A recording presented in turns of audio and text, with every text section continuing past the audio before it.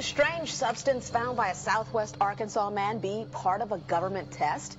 Well, that's the question at the heart of a phenomenon called chemtrails, now getting widespread attention. Well, they say the government is dumping chemicals on us to control or manipulate the weather. And they say the unusual-looking jet trails in the sky are actually chemical-laden chemtrails.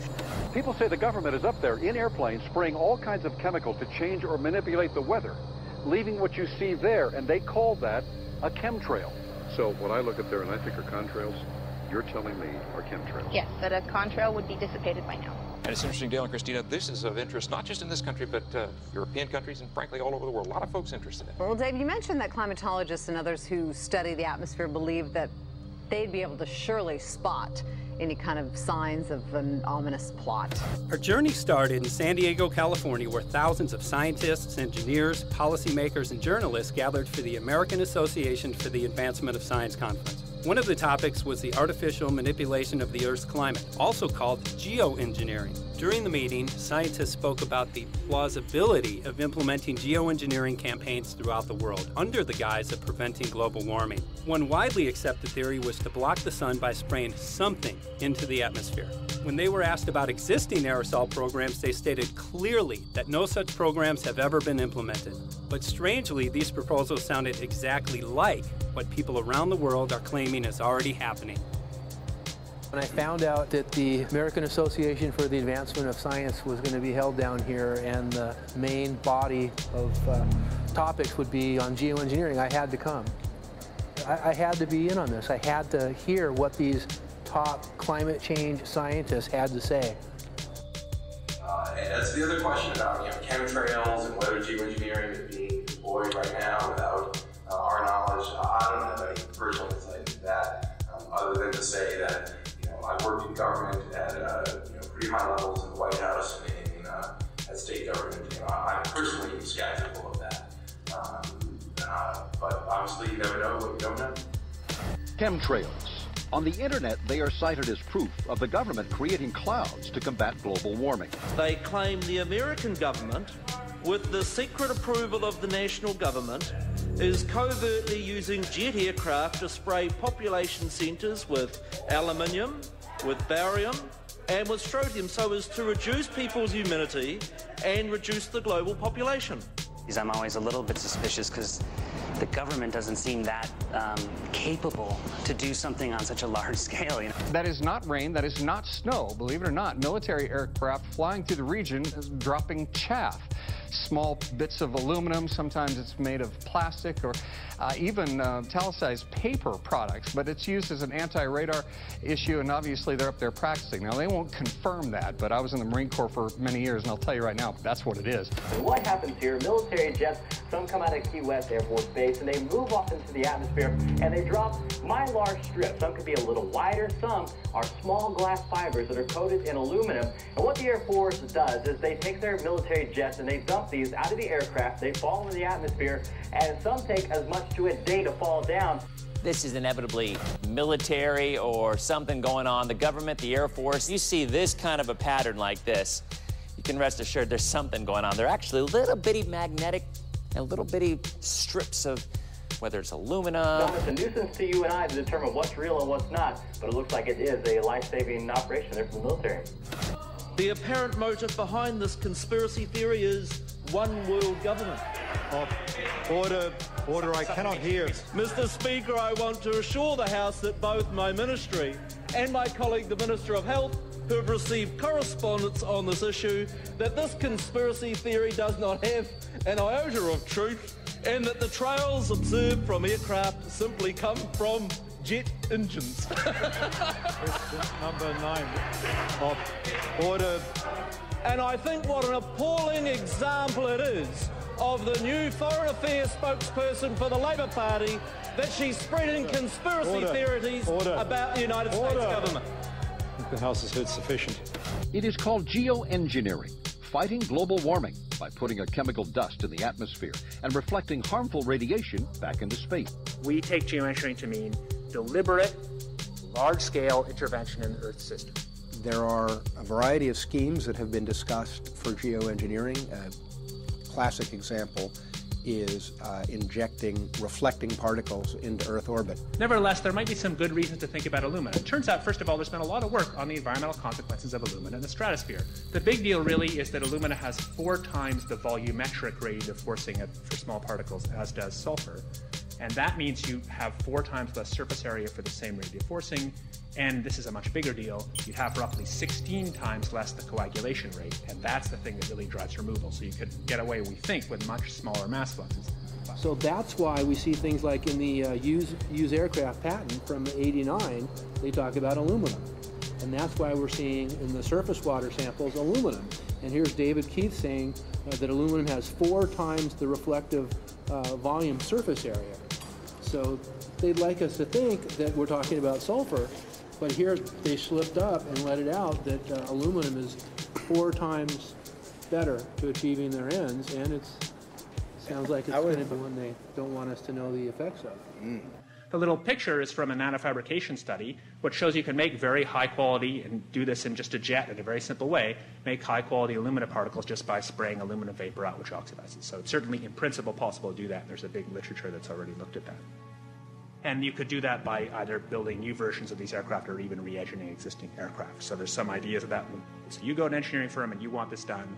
They don't say this is hard or unusual. They say, okay, yes, we could do it. Aerosol geoengineering looks like it is so cheap that the cost is basically not going to be an issue. That means that implementation decisions will be risk-to-risk decisions.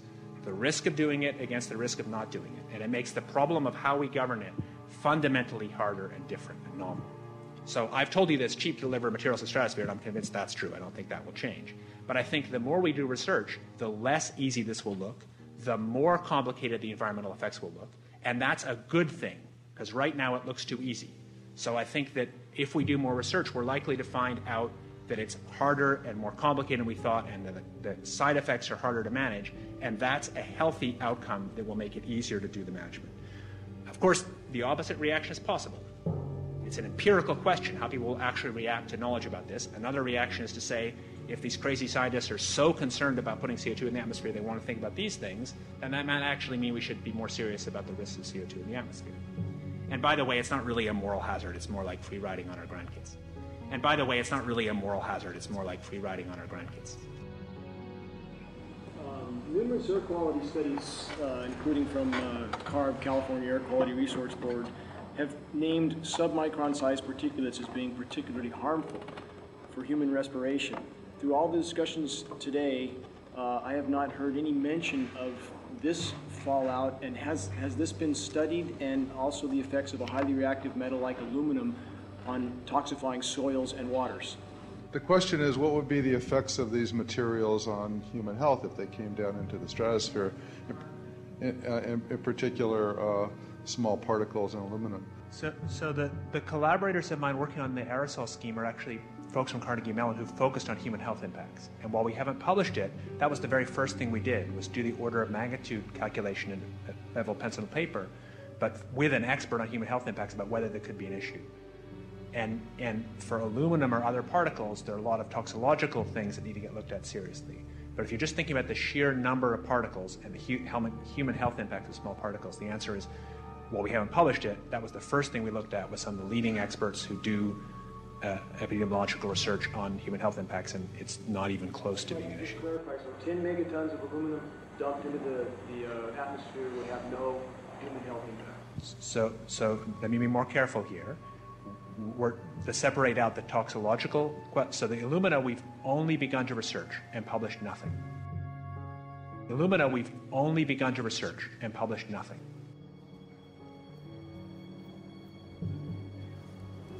Dane looked at him and he said, so you're telling me that spraying 10 to 20 megatons of aluminum, as you said, would have no human health effects? He took a deep breath and he swallowed and he said, let me be more careful here. We haven't done anything serious on alumina, and so there could be something terrible that we'll find tomorrow. We haven't looked at it. And that, for me, that was the whole main point of what is going to be coming out to the public. It's the damaging effects of aluminum that are being found around the world in massive amounts. Here's David Keith confronted on this very issue, and he looked, you know, at that point like they just let the cat out of the bag. We haven't done anything serious on Illumina, and so there could be something terrible that we'll find tomorrow. We haven't looked at it. They're proceeding because they have an agenda that's separate from trying to thwart this crisis of global warming.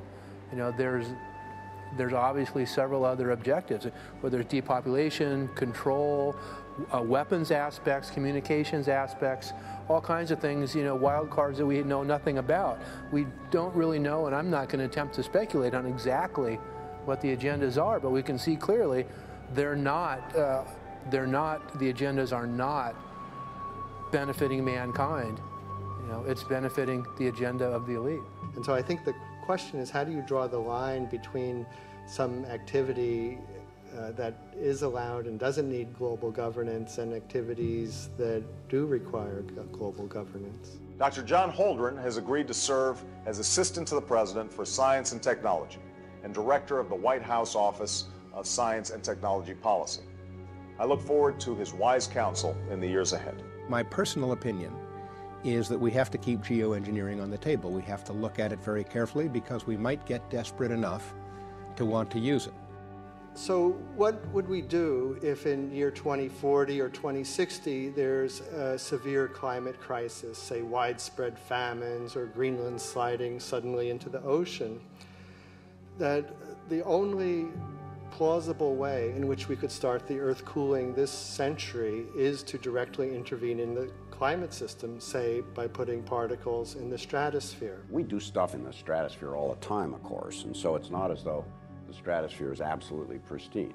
But you don't want to have people going off and doing things that involve large radiative forcings or go on for extended periods, or for that matter, provide lots of reactive surfaces that could result in significant ozone destruction. You know, maybe I'm putting a particle into the atmosphere because I'm trying to make money, or maybe I'm putting a particle into the atmosphere because I'm engaging in scientific research and trying to understand cloud physics, or maybe I'm putting this particle into the atmosphere because I'm trying to make it rain locally to seed a cloud and get more snow on our ski slopes. And this obviously raises all kinds of questions. It's hugely risky. It will likely negatively impact some people, but we might find ourselves in a situation where those risks seem worth taking. One of the things that really shocked me was in one of the breakouts, they had the benefits of these programs and then the risks. Now the benefits, the one thing that was stated was the just cooling the planet. You know, some of the risks were ozone depletion, droughts in Africa and Asia. I got to tell you, I came away from this experience after listening to these scientists for 4 days of symposiums, really concerned, because it's clear now that they are justifying, rationalizing, and looking to legitimize some really, really horrible impacts, further impacts on our environment. And they're basically formulating the sales strategy and the implementation and oversight strategy and the funding strategy.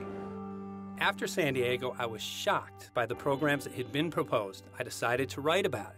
That night when I finished, I sent the article to an online publication with my email address attached. When I woke up the next morning, my inbox was flooded with responses from around the world. Why? Because I had just broken the story on aluminum in geoengineering models, which I had no clue at the time that very few people knew about. Now this metal, aluminum, is being found in massive quantities way above normal levels all over in rain, in soil, and in snow. After that, the calls started pouring in from people who were desperate for someone to investigate. That was the fuel that started the film. Before we started filming, we had the opportunity to sit down with one of our favorite authors and documentarians, G. Edward Griffin, to find out what he knew about the subject. I'd like to talk for a minute about an issue that's getting more and more attention. That's the issue which scientifically is called stratospheric aerosol geoengineering, also called the chemtrail issue.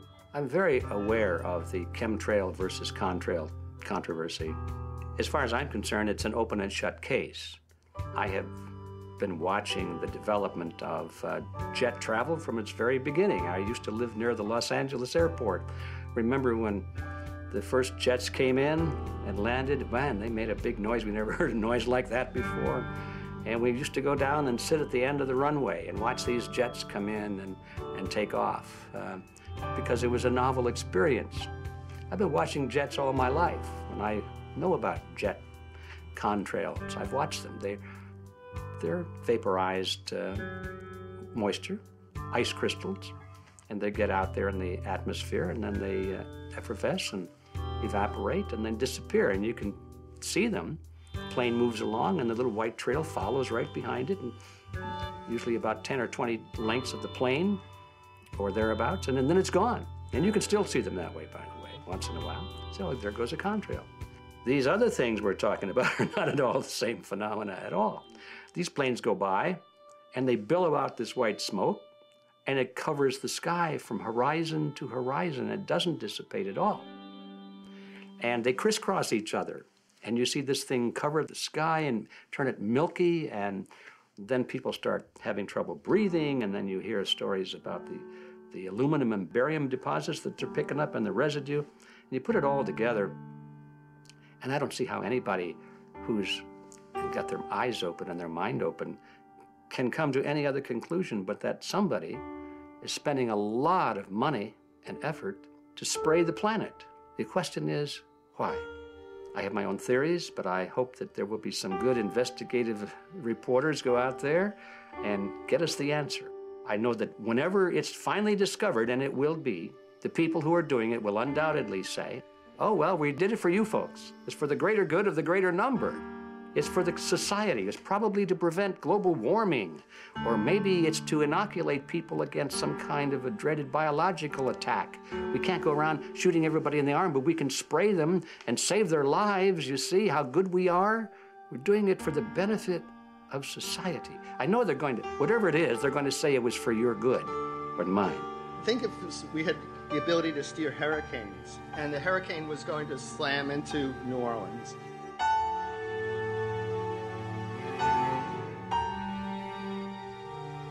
And let's say you could steer it so it would hit Mississippi instead, where for 100, that means I would be willing to more or less kill 18 Mississippians to save 1,800 New Orleanians.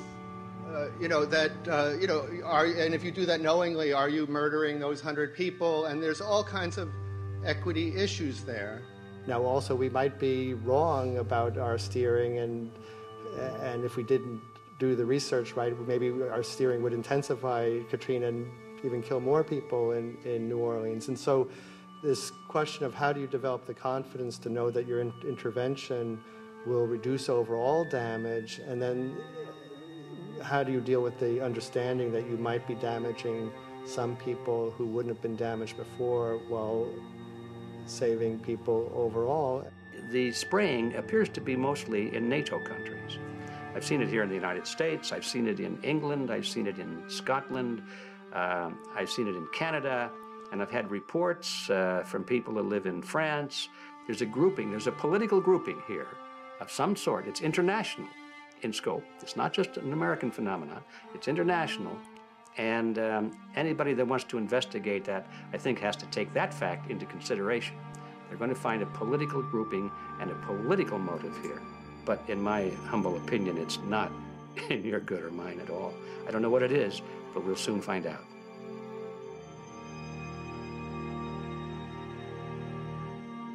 I'm sure that if you follow the old advice, which is follow the money, you'll come to the answer sooner or later. Soon we realized that we all shared the same need to get this information out there, to share with the public, to let people know what is being done. Ed felt so passionately about the issue, he offered to help us. Well, the main thing now, since it looks like the budget is going to be met, is to get it done well. We don't come off the tree knowing any answers at all. Yeah, we're not scientists. We're just asking questions, exactly. And we've got to be very skeptical about the answers. That's it's totally accurate, totally honest. Why can't people see this?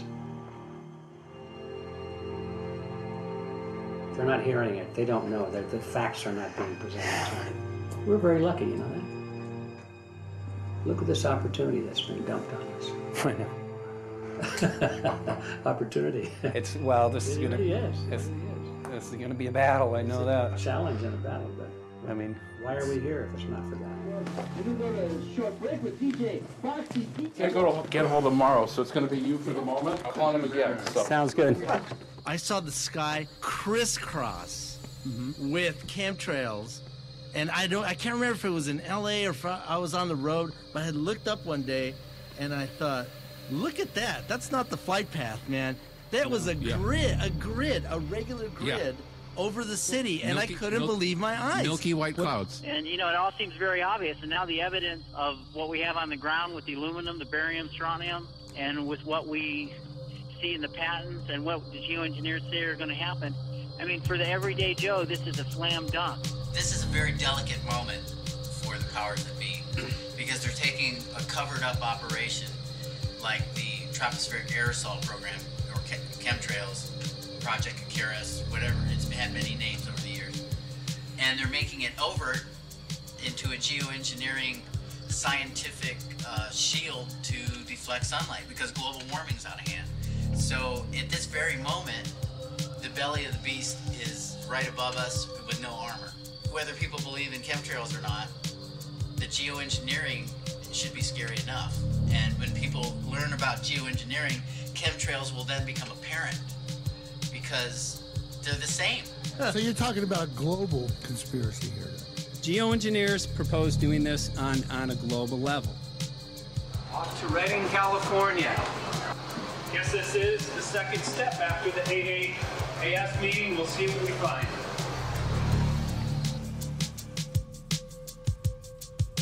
Right here in Northern California at Dane Wigington's house. He owns over 2,000 acres overlooking Lake Shasta. He told me about some of the challenges that they're having up here. Let's go and talk to Dane. We'll see, you know, what's going on his property. We'll see what he's going through, and also what action he's taking based on the test results that he has.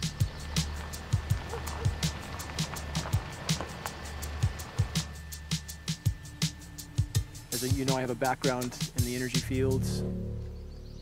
I worked in the first solar plants in the continental U.S. in the early 80s. My home was on the cover of the world's largest renewable energy magazine, so this is my background. My goal has been to alert the public there is a mountain of toxic material falling on us, period. Before about 5 years ago, our skies were typically blue, and now you see it's covered with lines and haze. And virtually nothing you see on the horizon, nothing you see in the sky above us is a natural cloud. I mean, it is virtually all the remnants of these aircraft lines that you see fanning out, spreading into clouds, artificial clouds. But the sky is a very dirty look to it. There's not the white cloud blue sky that we had only a few years ago, but it looks like there's some sort of massive industrial activity or forest fires burning over there. And we see that typically every night. You see, even down to ground level, the clarity drops off significantly, and we don't see that except for the days when we have these long, lingering trails that spread and cover the whole sky. And on certain days, you can see these trails actually dropping vertically like a veil. We assume the particulates are descending, and we have the tests to prove that we are being inundated with levels of aluminum and particulates that are literally tens of thousands of times what would already be considered high. So we're not talking about exposure to a slight percentage higher of these toxic materials. We're talking about quantities, for example, off the side of Mount Shasta. If you can pan back, that's a landmark in Northern California, considered to be a pristine water source. Aluminum or snow sample off the side of Mount Shasta tested 61,000 parts per billion. This is just ordinary snow water, and people are drinking this stuff when they're hiking on the mountain. And remember, government action is required at 1,000. This is 61 times over the government limit, and our hikers are drinking this poisonous water on Mount Shasta Mountain itself. Barium, 83. Strontium, 383. So this summer, the people climbing are drinking poison. Basically. I certainly wouldn't want to drink 61,000 micrograms per liter of aluminum. And again, we've already seen in 5 years soil pHs in this area that have escalated 10 to 12 times, and we can prove that conclusively. Well, this is not speculation. We can prove conclusively that these metals have been in the rain. We have duplicate samples. Bachelor of Science in Forestry, International School of Forestry at Missoula. Master's in Zoology, specialized in aquatics. 35 years with the U.S. Forest Service as a wildlife biologist. And before that, several years with the USDA Soil Conservation Service as a soil conservationist. Also have run the botany programs, range and grazing programs. And I continue that today. Right now I do a lot of master gardener consultation work. When I started this garden back in about 2005 or so, the pH here was 5.5, 5.6. This is the old soil survey of the county. You can look at the page right here. This is my soil right here. It's a Dietz 125, 126 here at my house. And here, the soil reaction pH should be between 4.5 and 6.0. And over there in the pure mud, it's even a little darker. It's 6.8 right there.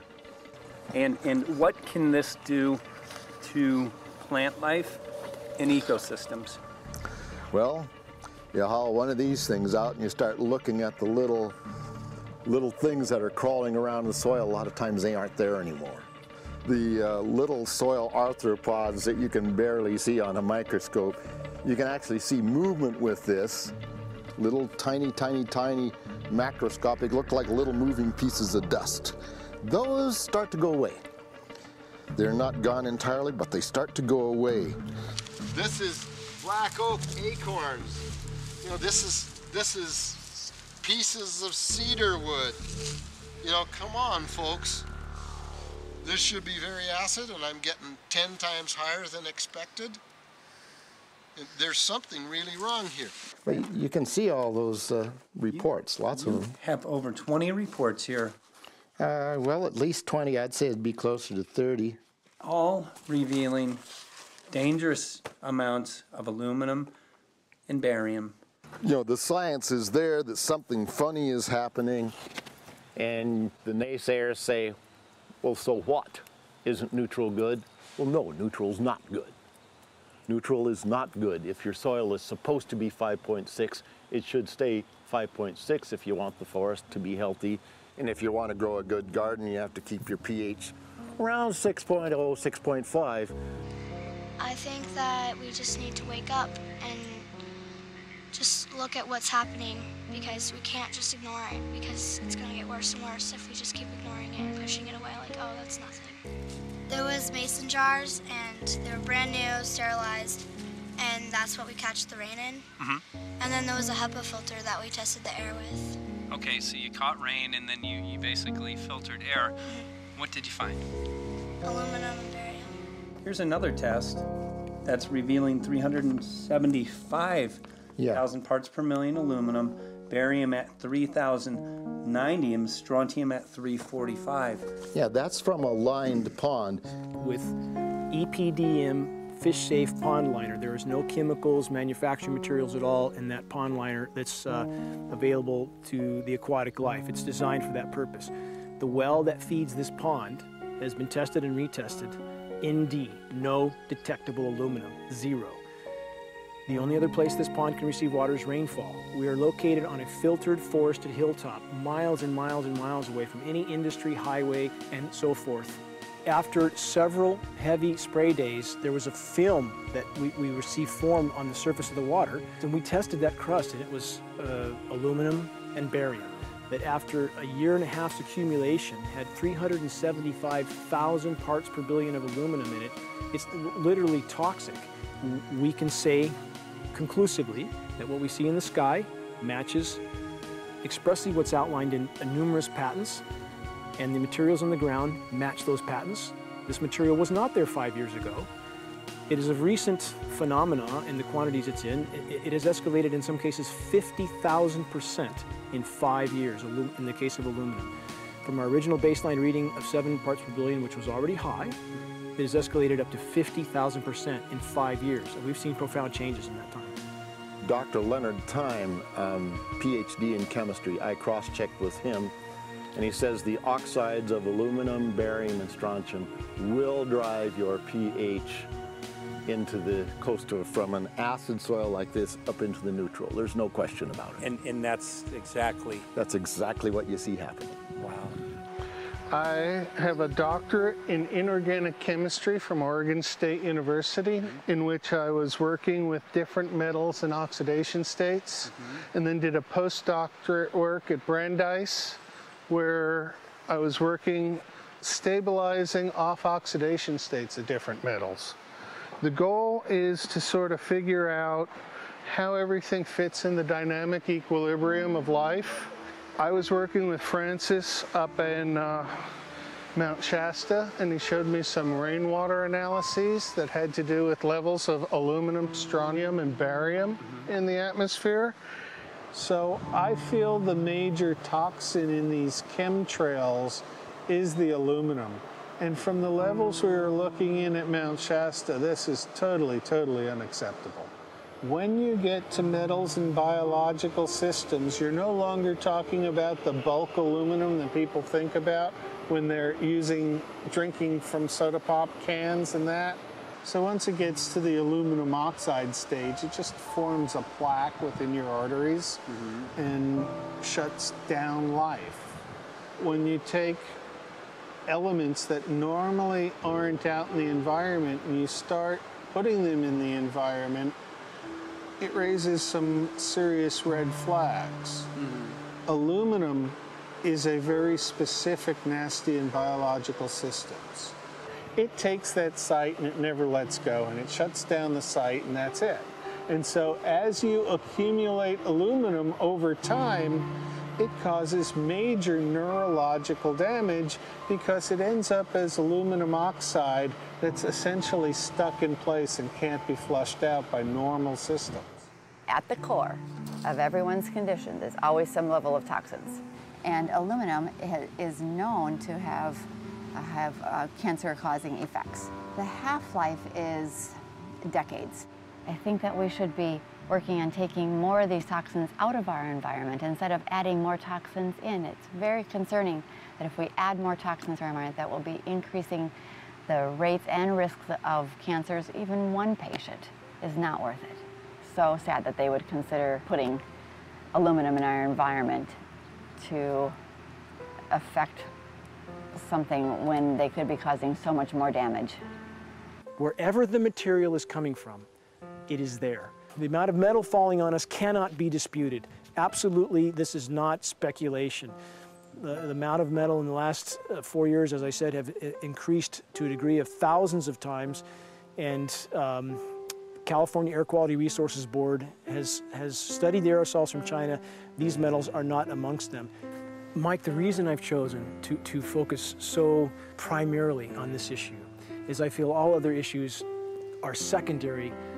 What could be a greater priority than not being able to walk out your door and take in a breath of air without sucking up heavy metals? If our land base is being poisoned, if our waters are being toxified, what will we have left to work with? Whatever we choose to focus our time and energy on, whatever our political beliefs, that this is a common ground for all of us. We must have air that we can breathe, that's not full of toxic chemicals and metals.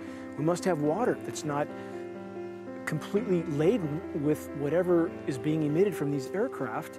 And if people stopped to consider that the atmosphere is as thin as a layer of paint on a basketball, it is an extremely thin layer that allows life to exist on this planet. To simply treat it as a physics lab and experiment with it until it is broken beyond repair is folly of unbelievable proportion. And if people understood that this sort of experimentation not only is going on, but has been going on for a very, very long time. Going back 50 years, there's been countless climate manipulation, weather modification programs that the vast majority of the public is completely unaware of.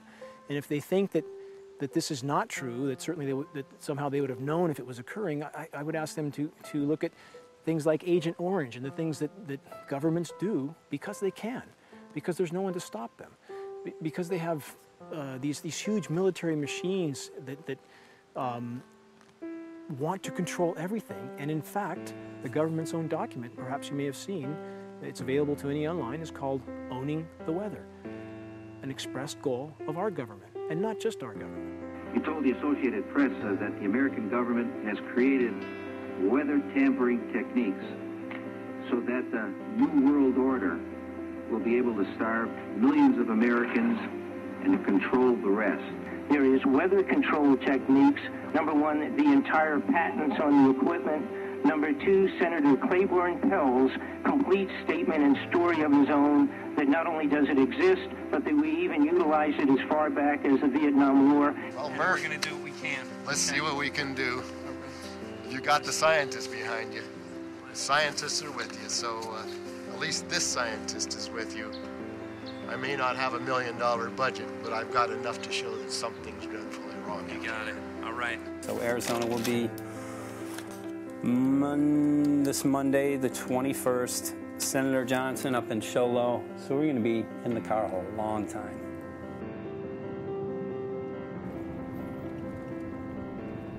Well, it is such a pleasure. This is such meet an you. excellent place back here, I'm Yeah, telling this you, is Michael. great. But you know This what? is great. We love it. It's so private and it's so quiet and peaceful. And please come in. My name is Karen Johnson. I served in the Arizona State Legislature for 12 years.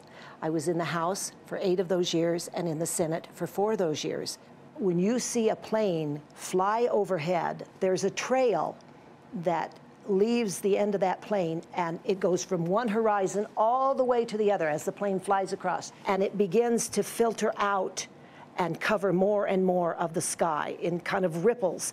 It widens out and fills the whole sky. I mean, how could anybody think that that was the case? And then to live and to be underneath that and know that whatever is in that is falling down upon you and upon your animals and upon the earth. And I mean, it's frightening to me. And if people don't start really waking up and facing the fact that we've got people that are doing terrible things to us, and we had better wake up and fight back now. I mean, I'm the mom of 11 kids. I've got 35 grandkids. I mean, I've got a stake in this. I care about what is going to be left for my children. I care about it, and I'm extremely worried about what is going to be left to them.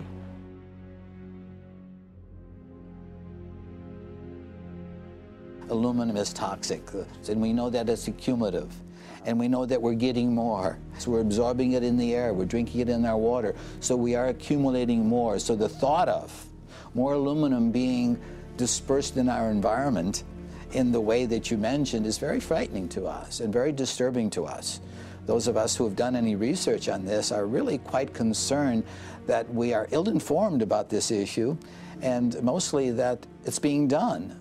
Aluminum is toxic. We know that it is. We can debate as to the amount of toxicity that is going to be disturbing the body, but as far as really accepting the fact that it's accumulative, it's synergistic, then we have to conclude that it's not a good idea to put it in our atmosphere, especially when we know we're getting increased amounts, and especially since we know that the scientific communities around the world are pointing a finger at the heavy metal toxicities, at the toxicities that we're absorbing in the day-to-day food that we eat and the air that we breathe. The concern is off the charts about why is this happening?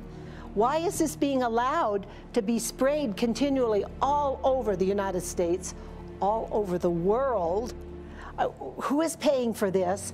I mean, the incidence of Alzheimer's has just skyrocketed, which evidently has to do with an accumulation of aluminum in the brain cells. I mean, I think almost every family has been touched by a member as they get older having Alzheimer's. And it's a horrible disease.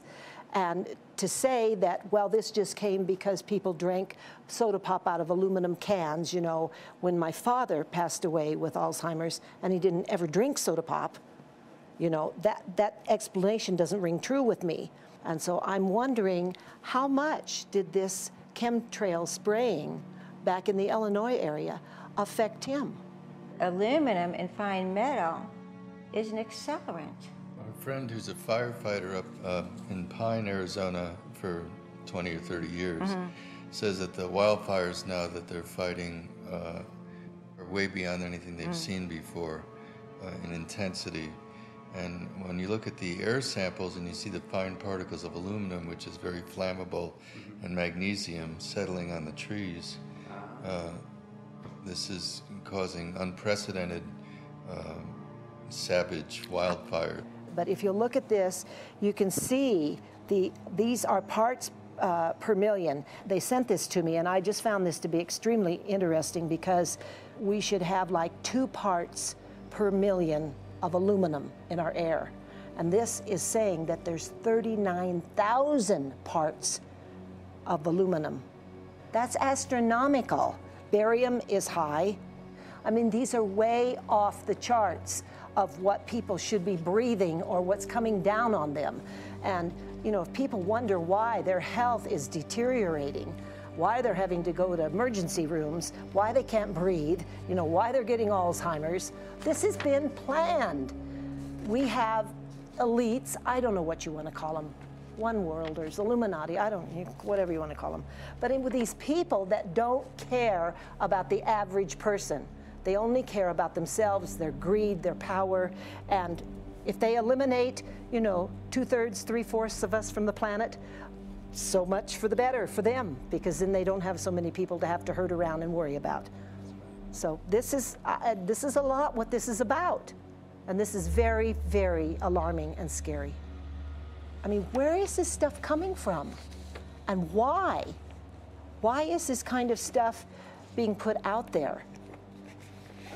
You know, I've heard different explanations about, oh, we need to cool the planet, all this and that. But if people are up there trying to cool the planet, why do they need all this kind of stuff in it? The explanations just never have really rang very true. And as I'm setting up the equipment, she looked at me, she said, all these trees here are dying. And I said, what? She says, all these trees in here are dying. So I thought, well, I'm going to test for aluminum, because that's one of the key things in the programs that we're talking about, and titanium. And I took some of this bark sample and tested it, and it came back positive with aluminum and titanium. Then I started traveling around California, noticing the same thing. In Lake Tahoe, there was a lot of the same type of bark, all through Sacramento area and Davis. Just about everywhere I went, I was noticing this silver white bark. What I think's happening is these chemicals are getting down and destroying the roots. And then as they come up, they're going out into the bark. Those 2 right there are the ones that are just, it just hurts so bad to see these 2, because look how old and big they are. We probably lost 40 trees right here on our 10 acres. Every week, every other weekend, we'd see another tree that was beginning to die. And I mean, it's just so sad, we just cry. And to think that that might have something to do with it, along with their other explanations, would really, really frost me. Every time you lose a tree, you know, it's not good, it's just sad. And there's another one over here in this little group of trees here. Don't you feel better when you stand up and fight than if you crawl down in a little hole and go to sleep? You know, I mean, my gosh, people, your families are out there, children are out there, your grandchildren. I mean, you've got to do something to help.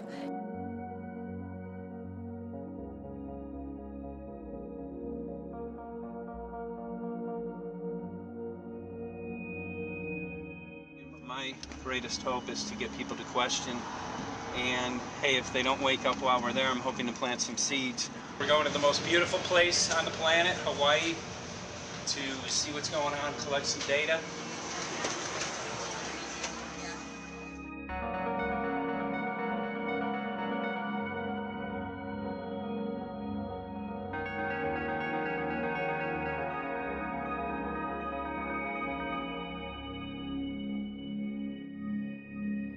Thank you for having fun with us. Hope you enjoyed the trip.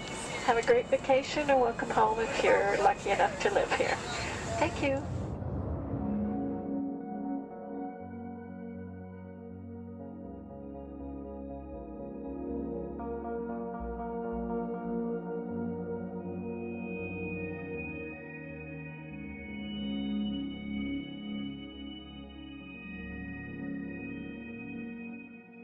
The whole valley's off the grid, so it's either solar, wind, or generators.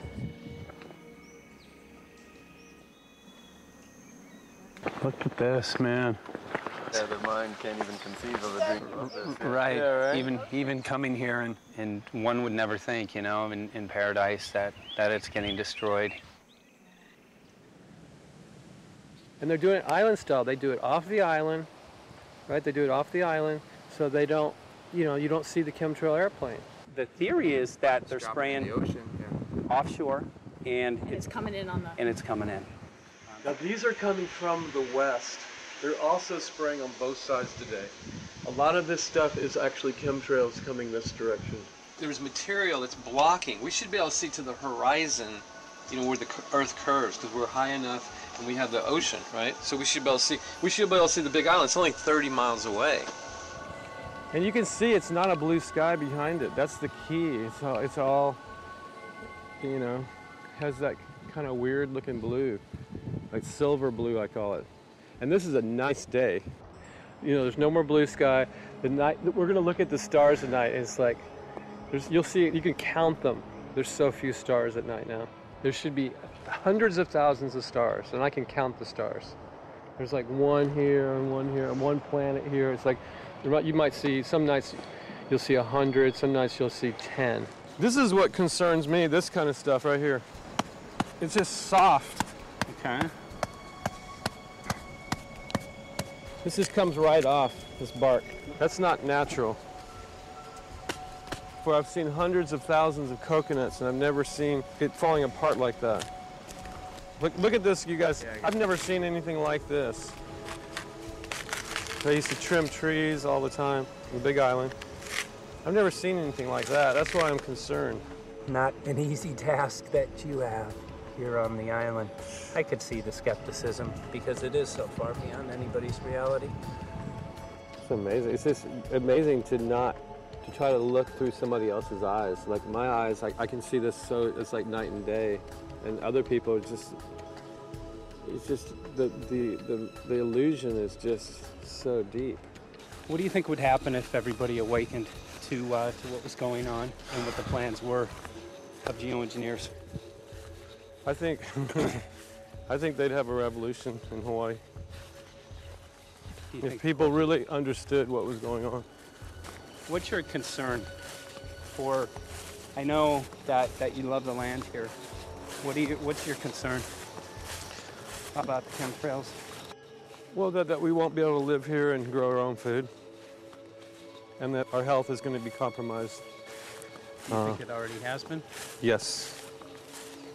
And the thing is that they're doing it every day here, every day. So it's hammering, micro doses every day. And then, of course, it's getting in the environment, and of course, it's weakening the plants. And it takes a couple years for this to actually weaken the plant. So we're asking for GMO taro. We're asking for GMO papaya because we can't grow our natural seeds. We can't be sustainable. We can't truly, you know, be here as God created us to be. So my friend convinced me to do a hair analysis on my daughter. So we went ahead and cut close to her scalp and got some really recently grown hair and sent it in. I was just sure that my daughter's hair was going to be so clean with the lifestyle that we live. And lo and behold, it came back and her levels were really high in aluminum. This is the chart here. This is the reference range, and this is where my daughter is, 23.1. Aluminum. The skies are covered with a white mist, and I look up at night anymore and I don't see the deep, dense stars that I used to, and I can't help but think this obviously has something to do with my daughter's health. I don't know where else these heavy metals are coming from. Yeah, I mean, look how old she is. Yeah. She's been isolated here. Here, and she's... here. Anybody looking at the situation would be like, this is paradise. This child should be like superhuman. Organic farm. And here you are getting all this heavy metal stuff. She has highest level aluminum on the chart. Never had a vaccine either. Folks, these people are playing God. They are playing God. They're manipulating the weather, and they're spraying stuff into the sky. They are trying to geoengineer everything, including your plants and trees and your ocean. Well, tonight, we're just hoping that instead of not looking at it, you start looking into it, because I really believe from the bottom of my heart that we are in a real crisis. I really do. They are proposing dumping 10 to 20 million tons of aluminum into the upper atmosphere. What does aluminum do? It changes the pH of soils, which is toxic to plant life. Also, it's very toxic to human health. Are they doing it? Well, let me tell you about my experience and what we found. We have much evidence that not only suggests, but I believe prove that they are happening.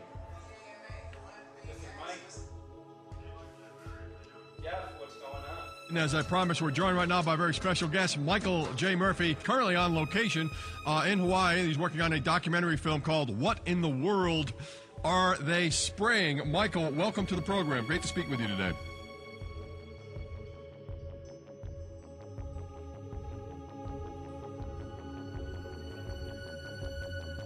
I had a friend who recently, he's always looking at things from a different perspective. He's a bit of a conspiracy theorist, you know, and he says that whenever the president comes to LA, there's no spraying that week.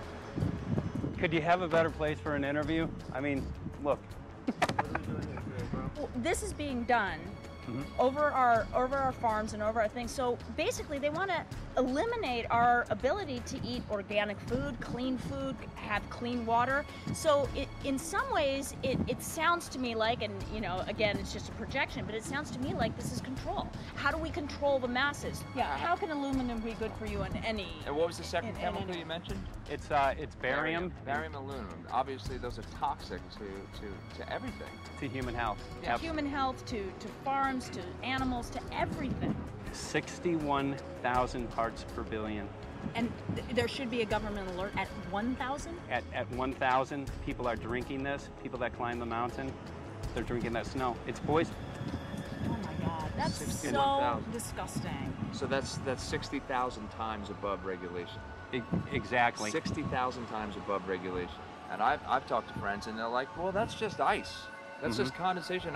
And I'm like, you can talk to a second grader. Ice doesn't float in the sky and spread out that way, you know? You're not an expert, but you're a concerned citizen who said, wait a second. Who's actually doing the research. Yeah, you're doing the research, and that's what we need to do as Americans and say, you know what, I want to know what's going on. I want to know what the FDA is doing to my food. I want to know what the government's doing with my air, my water, and the soil. And, you know, it's just great what you're doing, and I just, my kudos to you for bringing light to this subject. Put all of the theories aside, just what geoengineers are proposing and what's being found is scary enough. So we can just address that. And I encourage more people to just step up and ask questions and do what he's doing. So thank you, Michael, very, very much. Aerosol spraying aluminum affects everywhere, and we have a beautiful tropical climate which I believe might be in jeopardy. So we wanted to not only come and bring the message of what people were finding around the world, but encourage people to test for the aluminum, strontium, barium. Essentially, I think it was an effective trip. I saw a lot of people here in Hawaii, in Maui, awake and not only curious, but willing to look into this deeper, and that's my only hope. This is one of the boldest moves, I think, from Ed Griffin yet. This is the taboo topic that nobody's supposed to talk about, and that is aerosol spraying. Now, we've got tons of documented proof of errant aerosol spraying. It just blows my mind that the whole essence of humanity has always been to look up into the sky and ask why. Though there are no limitation, there's endless space, an endless universe. Now, in the 21st century, we're not allowed to do that. Anyone who looks up and sees the giant grids and the X's in the sky that weren't part of our existence until just a decade or two ago is somehow called a kook. And the people that are the best and biggest proponents for the revolution and for liberty, they don't want you to talk about it because you could discredit them. it seems to be an industry that's being built up to milk the taxpayers by undergoing some kind of a giant global spraying program to make all kinds of money on the project.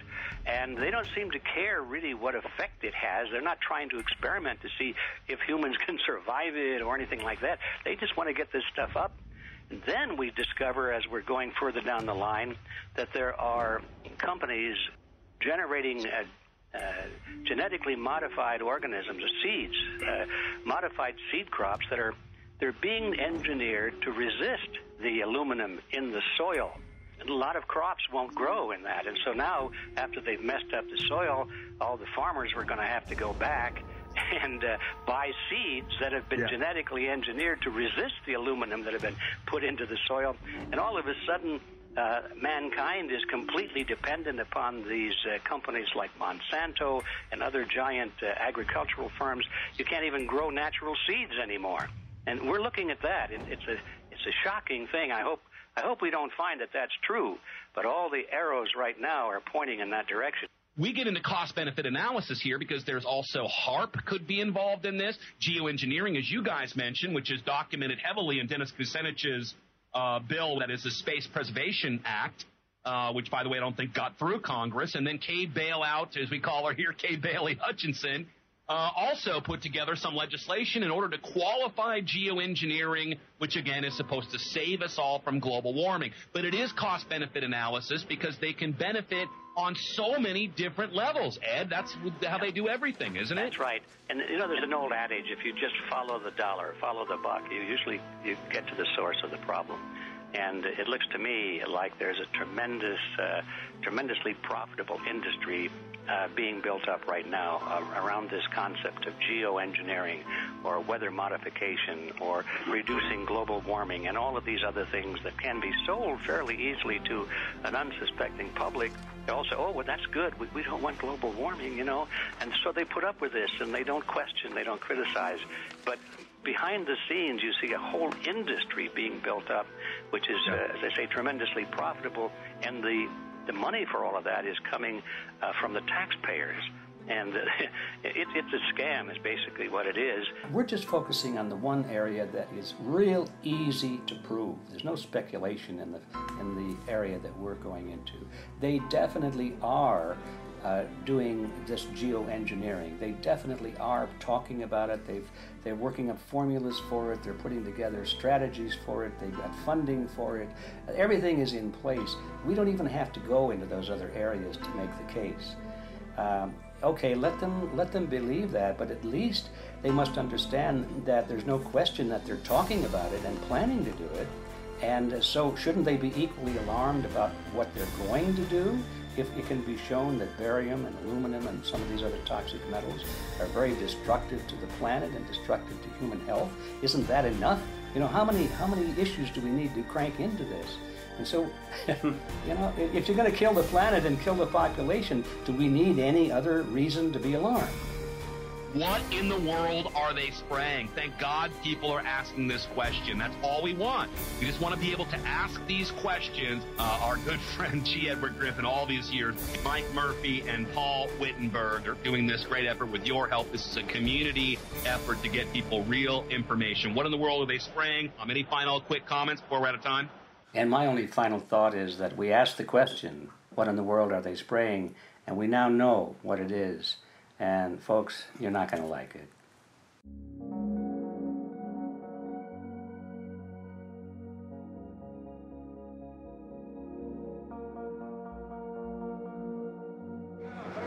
Hey!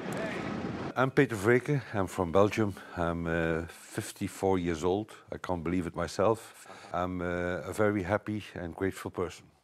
We are doing the job the police or the justice department or the environmental department should have been doing.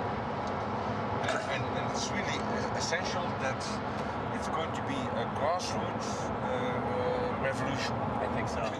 God is on our side because we are not fighting against, but for. Yes, we're fighting for. I was in the council for about 25 years and also a period as the mayor. So from that moment on, 10 years ago, everything started to change. I start to get a picture of what is really going on.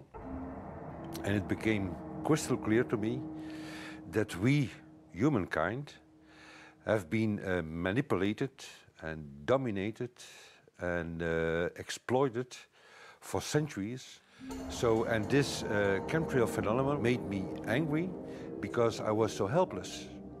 You can decide what food you're going to eat, what you're going to smoke, what water you're going to drink, what kind of life you're going to lead, but not with this phenomenon. Then you are just a victim. It's only a game. And there have to be good guys, and there have to be bad guys. And luckily, we are in the position to be able to play the role of the good guy who has the chance and the opportunity to overcome. 3 days that we shared with them, my heart just dropped because it was such a beautiful way to live and such a peaceful way to live. I left thinking, what's this going to be like in 10 years? Is everything going to be killed off on their property? And if it is, how are they going to get their food source? Are they going to have to take a class, you know, and get certified by company XYZ? And what are the requirements for that? And that really is the end of freedom. I'm concerned about that. I definitely, I really am, yeah. I learned to say everything is now as it has to be now. And everything is going to be okay. It's going to be all right. It's going to be okay. Yes. I have this deep feeling that in the end we will prevail because we have the right on our side. The cosmos is helping us. And I have this strong feeling that we are being supported by entities and by forces we can't even imagine.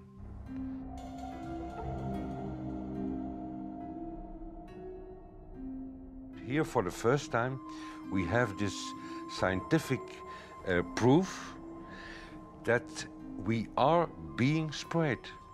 We are being spread, and it's incredible and it's hard to believe, but we are being spread. I think at this moment to stop is not an option.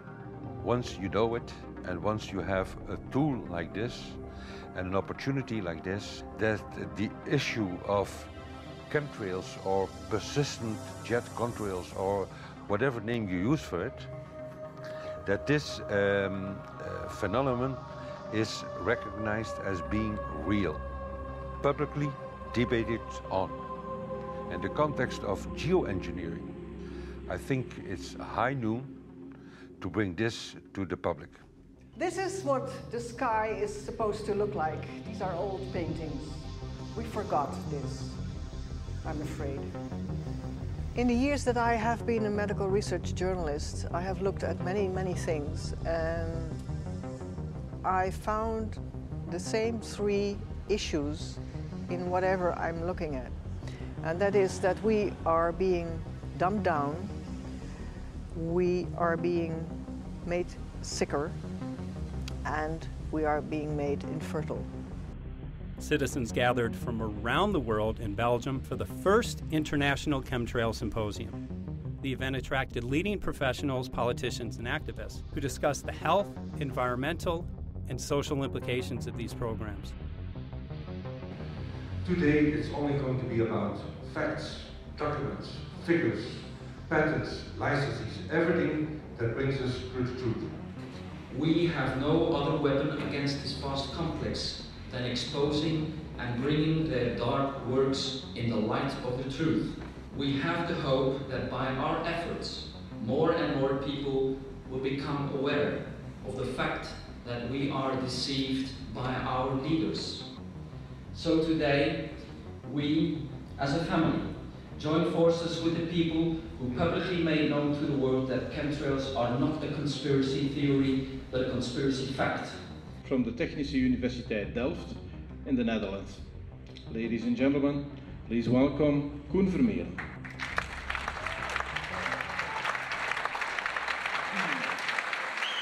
Well, I'm Koen Vermeeren. I'm a university professor of Delft University of Technology. Usually people are with their heads to the ground in their own two-dimensional space and they don't look up. But if you do, you see more and more spaces like this. And it worried me too. I have no explanations to our students about these phenomena.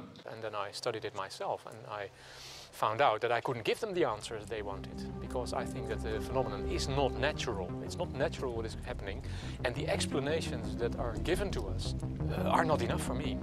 If you look at them from a scientific point of view, the first thing a scientist does is trying to explain something. Because I'm smart and my students are not as smart yet, so I have to give them answers to questions. But if you ask most scientists honestly, they cannot answer all your questions. If people are using climate control over our heads, I want to know about it. I want to know the consequences, I want to know the health impact, I want to know everything. I need, as a teacher in my university, to give answers to my students. And they have good questions. And I don't have the answers, and I want to know. Excellent. And we should discuss this. Ladies and gentlemen, for here you in the auditorium and for all over the world, Michael Murphy.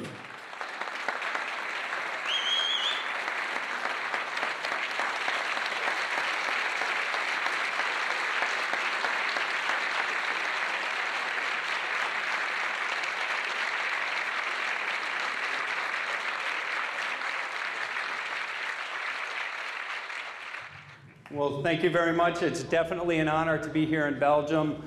The people who are in power control everything. They control the markets, they control us, now they're even controlling the weather.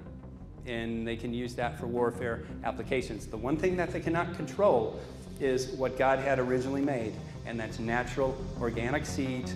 This is called the Hegelian dialect. It's called problem, reaction, solution. The problem here is massive amounts of aluminum, things starting to die. The solution is company X that says, hey man, you're not getting yields on your crop. Everything's dying. But I got the solution. I got a seed that will grow in this environment. The only problem is now you have to start buying from me.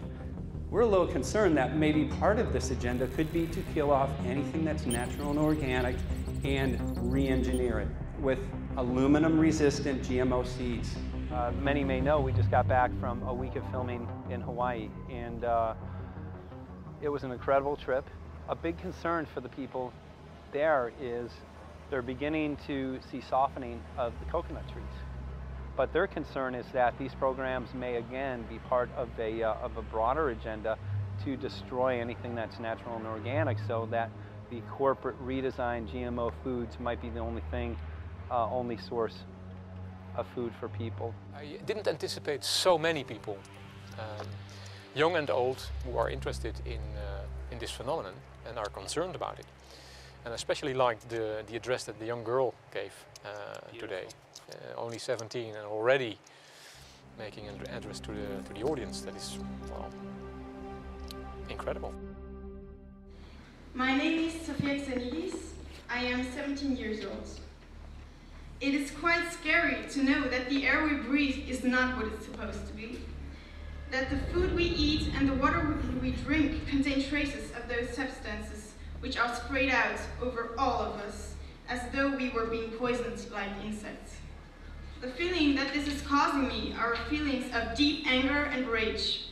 I don't want to be poisoned. I don't want to be infected with cancer. And I'm just so angry that this global poisoning can be going on such a massive scale, and not enough is being done to stop this crime. A clear answer to one question. Are we being sprayed? Have we been sprayed? And is it their intention to spray again and again? What are we going to do about it? How are we going to deal with it? How are we going to stop it? I know the answer. There is only one person who can stop it. And you know him. You are. You are the person, the one you have been waiting for. We are magnificent, beautiful, godlike, divine human beings. Ladies and gentlemen, sisters and brothers, in this auditorium and in the whole world, thank you so very much for being present with us. And for now, please enjoy this anthem.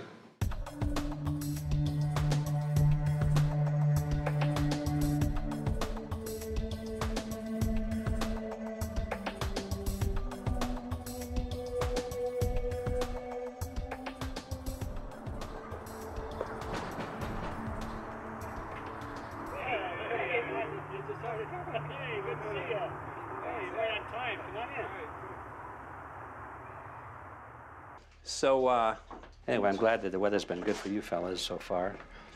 Just think if we were doing this in the wintertime, you might, if you're going to Washington, D.C., you might run into snow. Thank God we're not. That's right.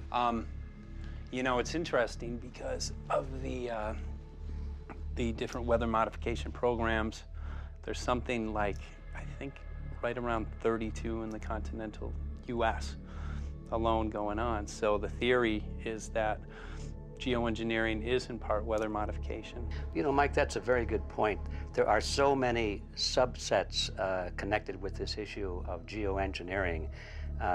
People are writing to us all the time with information about the connection to global warming, the connection to weather modification.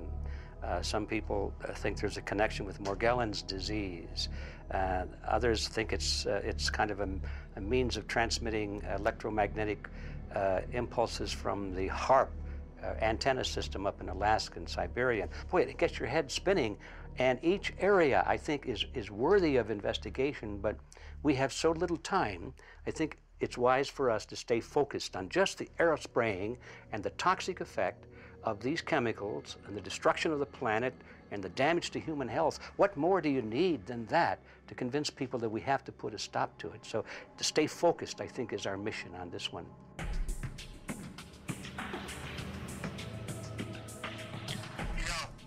Jeremy, we had an idea. We know that you know the political system real well. Our idea was this. We have a ton of data and information that we've collected throughout our travels, and you know, we really think a good way to end the film would be addressing this to elected officials, some of the senators. So we were wondering this, if you might be able to come and kind of help us out and perhaps show us the way in how to get this done politically. But it sounds like a really good idea, and I'm also going to get to, in terms of researching who it is that we should really focus on talking to about this. At the very least, if we could make it impossible for them to claim that they don't know at this point, we can strip away their plausible deniability that they haven't heard of the data that points to geoengineering stratospheric aerosol operation already going on. At the very least, it should be very interesting to go to District of Criminality and put some people on alert. Yeah, you have a lot of enemies in Washington. That's where all the power comes together and the money, you know. So there are people there, I'm sure, that just don't want us to do this job. But I'm glad you're going, and you'll find out.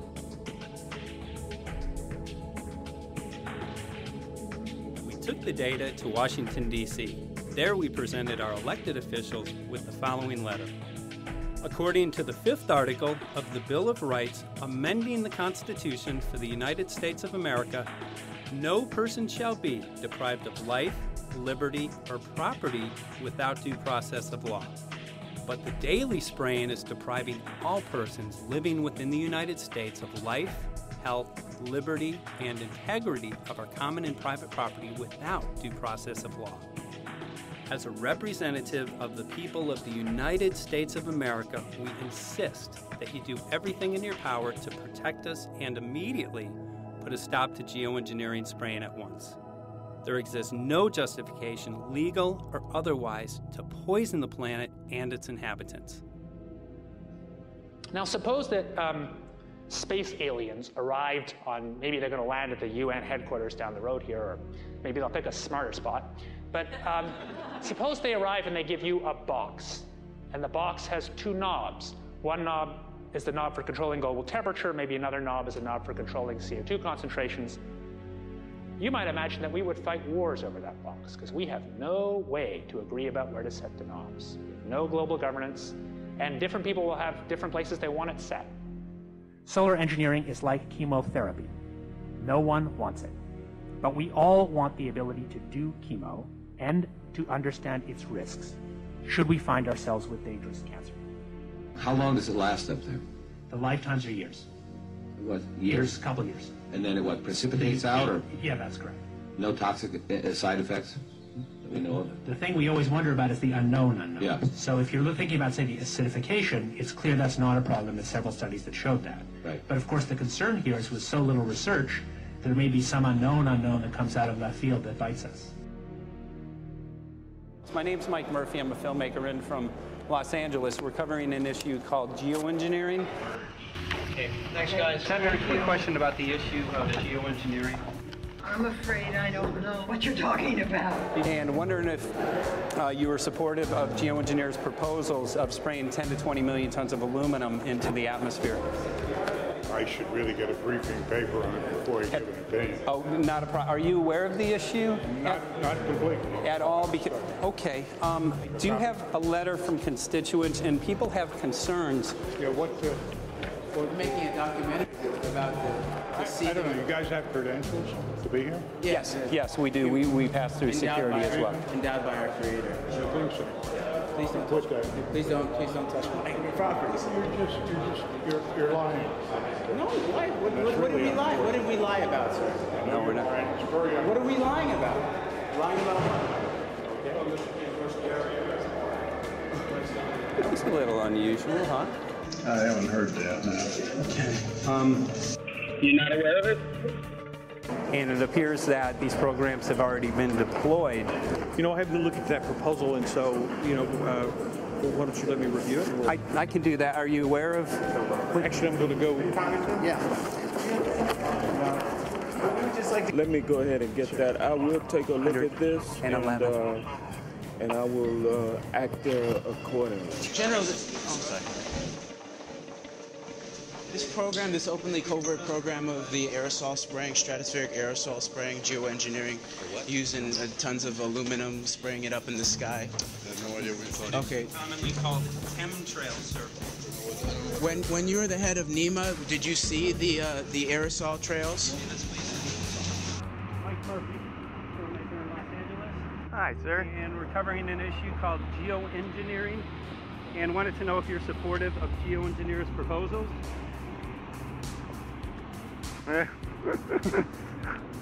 Congressman? Hey, Congressman. I'm wondering if you're supportive of geoengineers' proposals, which is dumping 10 to 20 million tons of aluminum into the atmosphere. Pardon? Okay. You make an appointment to my office. I'm not supportive. I haven't looked at it close, so I don't. Have you heard of the issue? Because it's becoming mainstream in public, and there are actually congressional committees which are being formed to talk about these programs. Mm-hmm. Yeah. Well, I think when we drop anything into the atmosphere, we should know prior to the effect of that, right?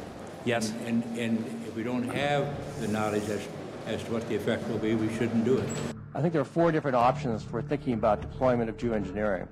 The first one would be we just ban it. I would argue that one does not want to get too firm a restriction in place on small-scale studies early on because it'll tie the science hands.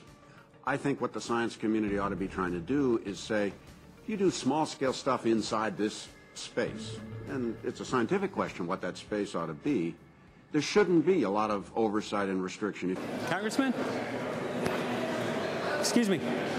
Hi, I'm Mike Murphy from Los Angeles, covering an issue called geoengineering. These guys are running from the geoengineering issue. I wonder why. I'd have to talk to my staff. I don't know what your details on that are. Have anyone made you aware of the issue, or? Sir? Congressman, your committee talked about geoengineering last November. Are you in support of those proposals? I'd love to give you a paper. Geoengineering? You know nothing about the geoengineering issue? practice. Never heard of it. They call it geoengineering, but... yeah, I never heard of it. It's nothing I've ever heard anything about. I mean, when we looked up in the air today outside of the sea, we saw this stuff going on. Quickly, have you heard of geoengineering? No. The proposal is to shoot 10 million tons of metals into the air. This committee, Science and Technology, covered it for the first time. No, I've never heard of it. So we were very concerned. How you doing? I'm fine. So what? We spoke with Congresswoman Watson's office, and her press secretary, Ms. White, was familiar with Representative Kucinich's Space Preservation Act, which mentioned chemtrails and the weaponization of the atmosphere and space, and then it was pressured to be taken off the bill. Did you see the aerosol spraying going on today over the Capitol? Congressman? Geoengineering carries with it a tremendous range of uncertainties, ethical and political concerns, and the potential for catastrophic environmental side effects. He's not one to do interviews very often, so not unless we usually really pressure him into it. Okay. So don't, all that is, don't hold your breath. As chairman of the Committee of Jurisdiction, I feel a responsibility to begin a public dialogue and develop a record on geoengineering. We want to know if you're supportive of their measures by spraying 10 to 20 million tons of aluminum into the atmosphere? No, I think we need to have more research. Okay. And about the issue of current deployment, there's literally a mountain of evidence that many people believe proves the deployment of these programs. Any knowledge of that? No, there's certainly not a mountain of evidence. But I do support research into geoengineering, and I also support looking into the international governance of that. Okay. I hope anybody that has studied it knows, at least I think, that it's a radical proposal, and I hope we don't have to use it, but there may come that point in time where we do. Now, if we could provide you with the evidence that suggests that these programs are and have been ongoing, would you be willing to address this publicly? We've had about 3 or 4 hearings on it. We have addressed it publicly. Well, not about the proposals, but about the current deployment of these programs. Citizens. I don't support the current deployment. I think we need to have more research, and they have consequences that go beyond one nation. And so I think that there needs to be governance to that. Governance is not simply an issue of deployment, but governance before deployment in terms particularly of large-scale scientific fieldwork. I concede that on this subject and in general, it's not popular to talk about global rules. And when these people started talking about the need for UN Security Council oversight, a supranational environmental security enforcement with a strong mandate by the UN, it really is clear that they're looking for a global power behind the manipulation of the environment. But I do think it needs to be sort of an international kind of treaty that does tie and bind all nations into a common fate. It is a common fate. And unfortunately, it's not just big governments that could do this. It is small governments. It is billionaires probably could figure, I'm going to save the world all by myself, and I won't bother to mention it. How do we decide when there's a planetary emergency? Whose hand is on the thermostat? How do we decide when to start it? There's no way to do that right now. And what if we do start doing it, and then by some problem with the technology or with the will, we can no longer do it? In a year or two, the aerosols will come out of the atmosphere and temperatures will shoot up at a rate much faster than it's going up now. And it's that rate of change that's hard for us to adapt to. So once we start it, we'll be sort of locked into doing it for a long, long time. And so that, and with basically no end in sight. Boeing would pursue this to make a profit, right? I mean, there's financial motivation to do this. Let's see. So let me not speak for Boeing. Is that allowed? Okay. Yeah, well, it is what it is. No, but it's someday if the U.S. is going to decide to do this stuff, they're going to look to a company who can do it, and you want to be positioned. Boeing would rather be get it than Lockheed Martin. So certainly we have an industrial base that helps the country take on technologies and large-scale challenges like national defense. And we do that both for a profit motive as well as, I think, as a national service. So I think it would be truly disastrous if You know, we discovered a few years from now that there was a black program that some government had stood up to sort of learn on the quiet how to do this. It's pretty clear you can cool the planet, but you will not and cannot bring it back to exactly the same climate state you started with. So you may or may not, and I expect we'll have a lot of back and forth about how useful it is to ameliorate the risks of climate change. I think there's a good evidence it probably is useful, but we don't know. But it certainly can't get you back to exactly the climate you started with. I think everybody agrees with that. Do you think you'll see deployment in our lifetime? Let me say I hope not. Al? I would agree. I hope not. I hope They not. agreed. Okay. I see this as something like an evacuation plan.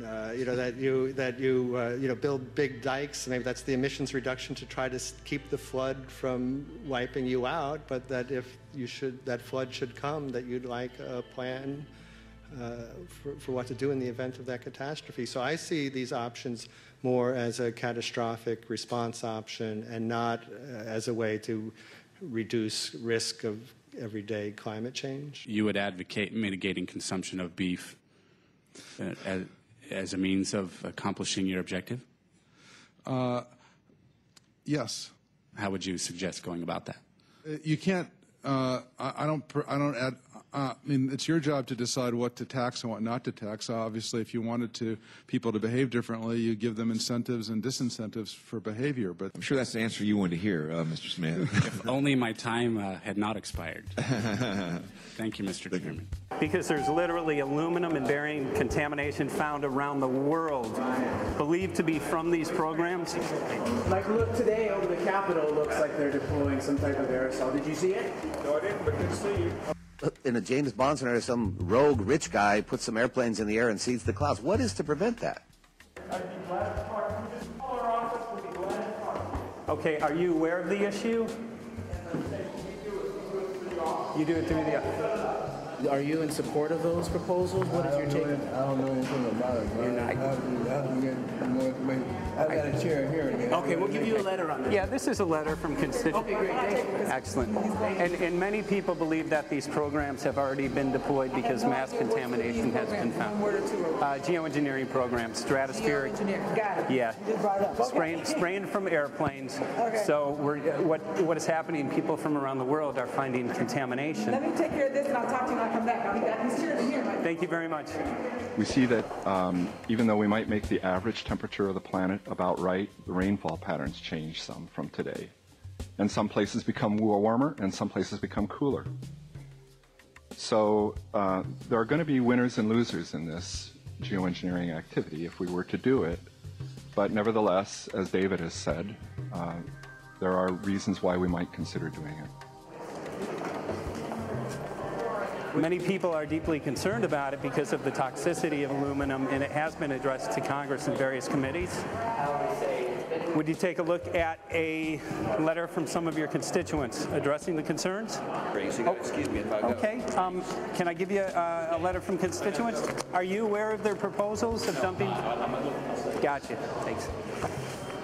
Well, I'm not familiar with it, so I don't know what they're doing. Okay. Well, geoengineers are proposing just that, dumping aluminum and barium into the atmosphere. Why would they do that? Aluminum's a precious metal we can use. Well, the stated goal is to actually cool the planet. However, there's a... Sounds strange. Right, exactly. So they're proposing dumping these metals into the air to block the sun, essentially.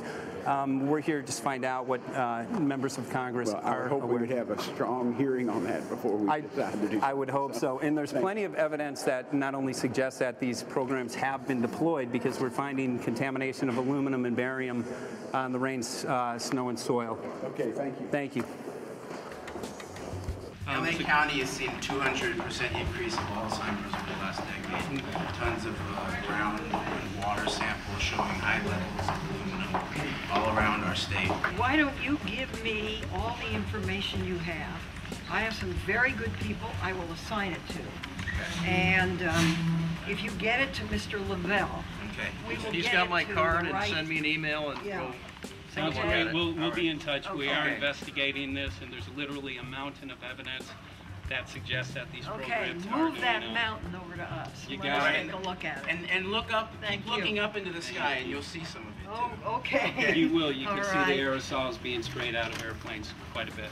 Okay. So thank you. Yeah, the future of humanity is definitely dependent on it. So we're counting on people like yourself to take some proactive steps. So thank you very much, guys. You're very welcome. Appreciate it. Thank you. Thank you. Right.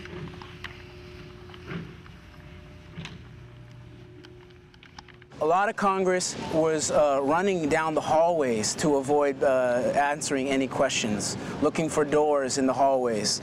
So apparently the war is against all of us, and we're all in a hostage crisis. People who took an oath to uphold and defend the Constitution are not only know this is happening, are participating in this. And all of us have a duty to stand up and speak out about it. Why is the water being contaminated? Why is the soil being contaminated? Why are aluminum-related diseases going up? And it's affecting all of us, and thus we all have the duty to stand up and speak out and get educated and stop this. For our own sake, for our children's sake, it is a crucial moment in history right now.